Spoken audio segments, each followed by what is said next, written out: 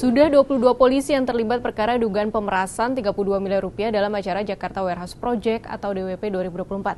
Dari jumlah ini, 3 orang dikenai sanksi paling berat, yakni pemberhentian tidak dengan hormat atau PTDH. Sisanya 19 polisi diputus demosi atau penurunan jabatan selama 5 hingga 8 tahun di luar fungsi penegakan hukum. Akankah penanganan ini terhenti sampai sini atau bergulir ke pidana?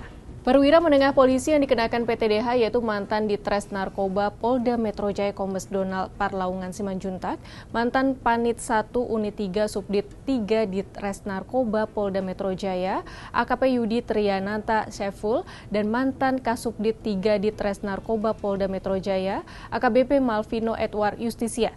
Namun pertanyaan selanjutnya, apakah cukup dengan sanksi etik berupa PTDH dan demosi? Bagaimana dengan proses hukum pidananya? Pengamat kepolisian Bambang Rukminto berpandangan sanksi etik dan disiplin hanyalah untuk internal kepolisian. Seharusnya proses penegakan hukum pidana segera dilakukan, sebab tanpa proses pidana akan menjadi presiden buruk bagi kepolisian dan memunculkan persepsi bahwa kepolisian tidak memiliki ketegasan.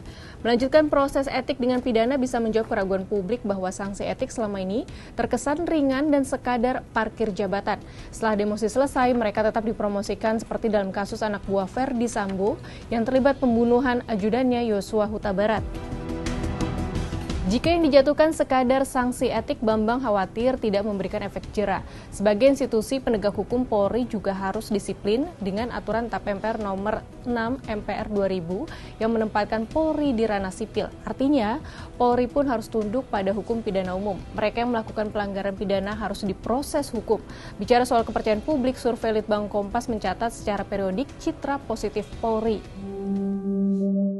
Pada Juni 2024, citra positif Polri sebesar 73,1%. Angka ini tertinggi kedua di bawah TNI.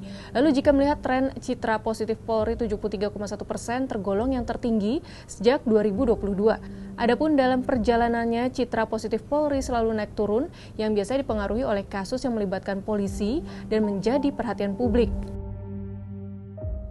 Publik menanti akankah kasus pemerasan penonton DWP yang melibatkan anggota polisi berlanjut ke proses hukum pidana. Kita lihat saja.